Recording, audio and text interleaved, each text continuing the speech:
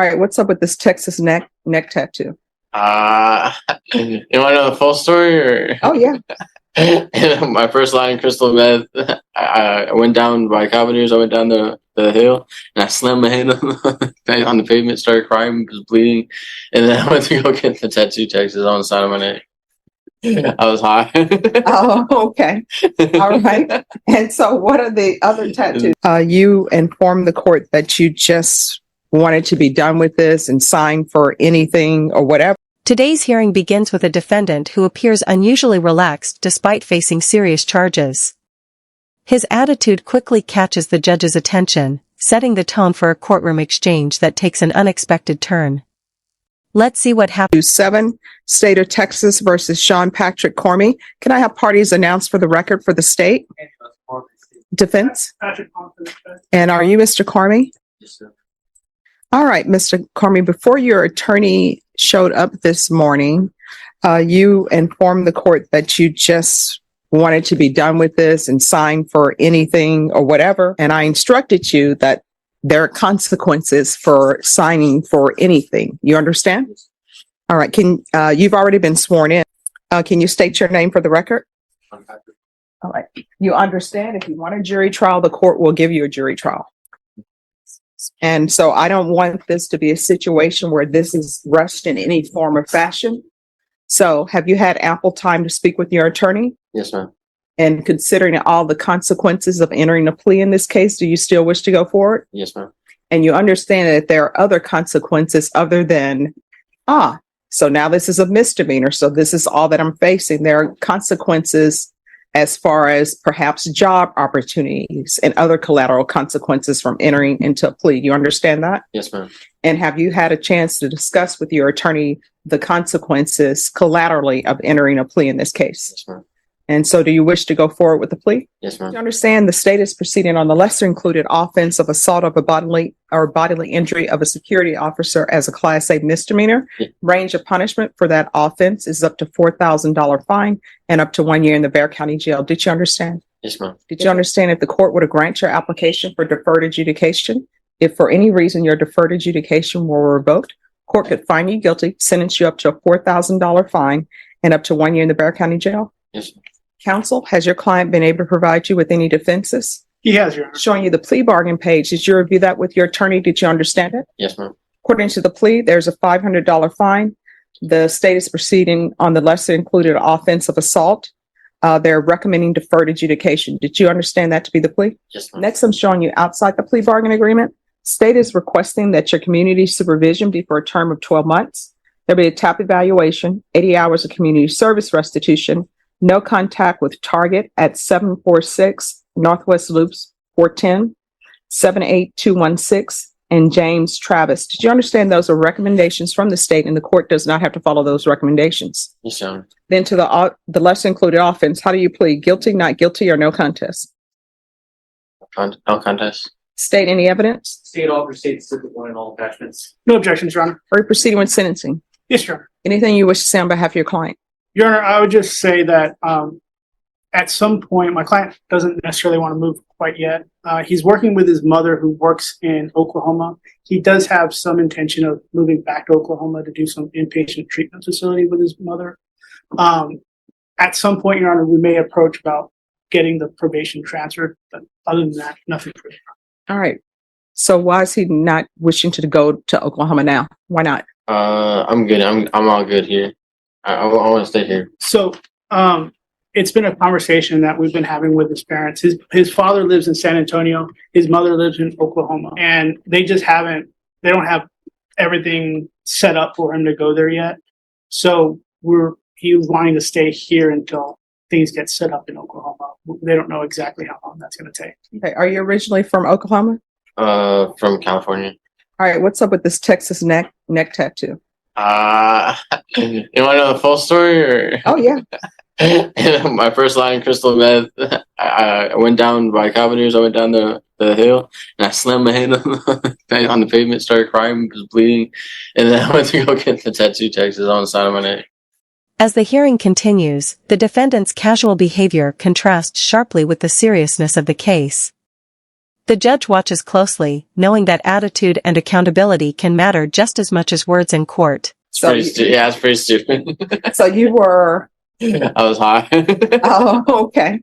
All right. And so what are the other tattoos? Never give up, and then wisdom, brokenness, and then strength, and then family, and then Panther, and then I believe I can do all things through Christ. Okay. So how often are you using crystal meth? I was using it pretty much every day shooting up, but I'm done with that. I just started shooting up, but I'm ready to go get help and stuff and go to rehab and give my life to God. Like I'm done dictating my way. My way doesn't work, so I'm ready to get help. Okay. When's the last time before being taken into custody? When's the last time you did crystal meth? Probably about 7 months, 7 months ago now. So I've been in here for like almost 5. Ah, okay. So it's still clear to me that you need inpatient treatment. It's easy. Well, I don't want to say easy. It's less difficult to get clean at the Bexar County Jail and focus and see where you're going wrong than in the free world. Lifetime recovery would probably accept him. The only issue, Your Honor, with staying in San Antonio, I've spoken to his father at length. Well, no, he's not going to Oklahoma. Where would he be going? I don't remember the treatment facility over there, but I do know that his father doesn't want to help him over here. Even with drug court, he didn't really want to participate. His father didn't want him to. No, I mean, how old are you? 27. All right, he's 27. He doesn't need his father to participate. You can go from here into lifetime recovery. Then after he completes their inpatient there, they actually have a sober living facility they could probably place him at so he could get on his feet. I mean, you're 27. It's really past time for you to be dependent on your parents, to live with them, and for them to get you employment and for them to do all of that. It's time for you to start doing that. I understand that sometimes children fall on hard times because my mom said, honestly, when you have children, they never really grow up. They constantly know they have their safety net, and that safety net is I can go to my parents' house and grocery shop. I don't have a place to stay. My parents going to let me stay, but it'll probably be best for you not to do that.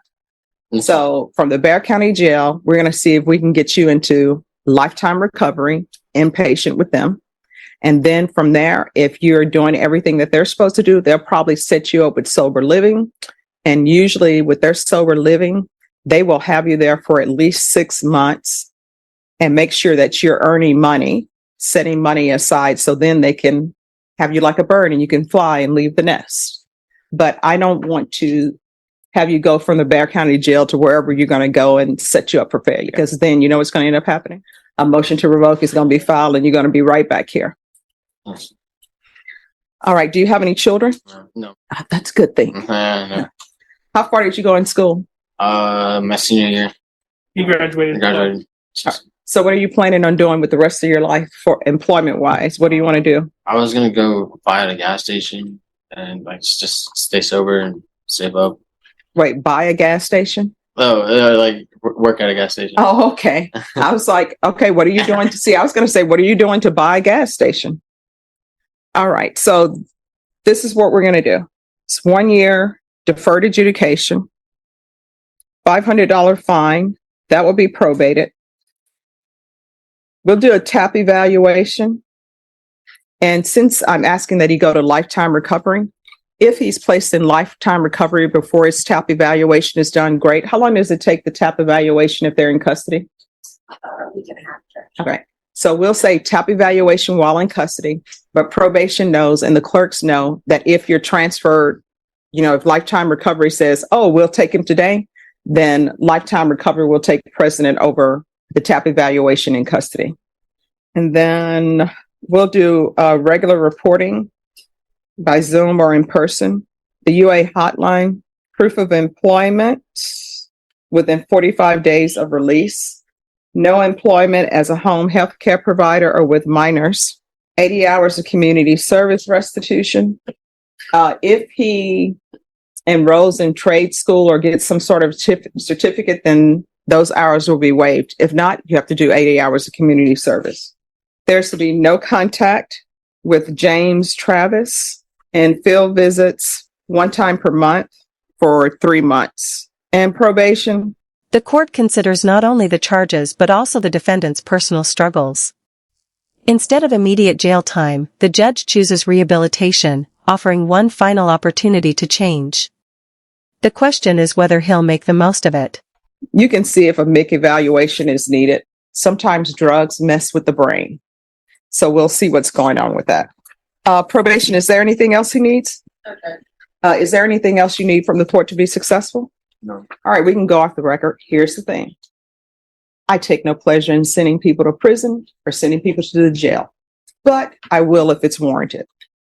If there's an issue, let probation know about it, because in this court, communication is key to be successful. If you feel like they're not addressing your issue, you can always come back to the court and tell me, hey, judge, I tried to ask them about this and they're not addressing my issue. 2023 CR 7727, State of Texas versus Sean Patrick Carmy. Can I have parties announced for the record for the state? Anna Ochoa Nelson. Sharon Defense. Thorne, the defendant.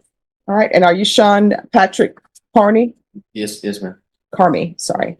Going to show you what's entitled Motion to Enter Adjudication of Guilt and Revoke Community Supervision. Did you review that with your attorney? Did you understand it? Yes, ma'am. Are you the same Sean Patrick Carmy who was placed on deferred adjudication in 2023 CR 7727 for the offense of assault bodily injury on October 31st, 2023 for a period of 1 year? Is that you? Yes, ma'am. All right, state. Violated condition number 1. On or about the 29th day of November, 2023 in Bexar County, Texas, the defendant, Sean Patrick Carmy, committed the offense of theft in violation of condition number 1. How do you plead to that? True or not true? True. The state waives and abandons all remaining allegations. No Any objection. objection? All right. Did you understand by pleading true to violation of condition number 1, the court could find it true, grant the motion, find you guilty, sentence you up to 1 year in the Bexar County jail and up to a $4,000 fine? Yes, ma'am. Knowing that, do you still wish to plead true to violation of condition number 1? Yes, ma'am. Court will find violation of condition number 1 true. Is there a potential agreement? There is. This time we have agreed for revocation and that the defendant be sentenced to 1 year in the Bexar County jail with credit for time served. All right. And what is happening with the cases that are listed? Those 2 cases have been taken care of, Your Honor. On December 11th, the case that he just pled to, he was judgment sat. And there was another case and that was dismissed. And both those happened on December 11th. Are you asking the court to follow this agreement? Yes, Your Honor. He has 172 days credit. We're asking that you give him any and all credit. And I don't know if he's getting 2 for 1 at the Bexar County jail. Are you asking me to follow this agreement? Yes, ma'am. Are you waiving your right to appeal? Yes. All right. The court will follow your agreement. The court will find you guilty, revoke, sentence you to 1 year in the Bexar County jail, give you credit for any time served. There's a $4,000 fine. Time and money will run concurrent. There's to be no contact with target. All right. Is there anything else from either side with regards to sentencing? No, Judge. No, Your Honor. All right. We can go off the record. How old are you? 27. All right. So you're going to have to stop the nonsense. I remember you. I remember you being before me many a times, not in Orange. So do you like being in custody? No, ma'am. So you're going to have to change what you're doing. Otherwise, you're going to find yourself spending time in custody in this county, other counties. And then guess what's going to end up happening? At some point in time, you're going to end up at the prison. And then you're going to wake up and half your life is going to be gone. Because I will tell you from experience, once you hit 21, time just starts flowing so quickly off the calendar. Next thing you know, you're in the twilight of your life. Sometime later, the defendant returns to court after failing to take advantage of that second chance. The judge now has to decide whether rehabilitation has run its course or if a prison sentence is the only option left.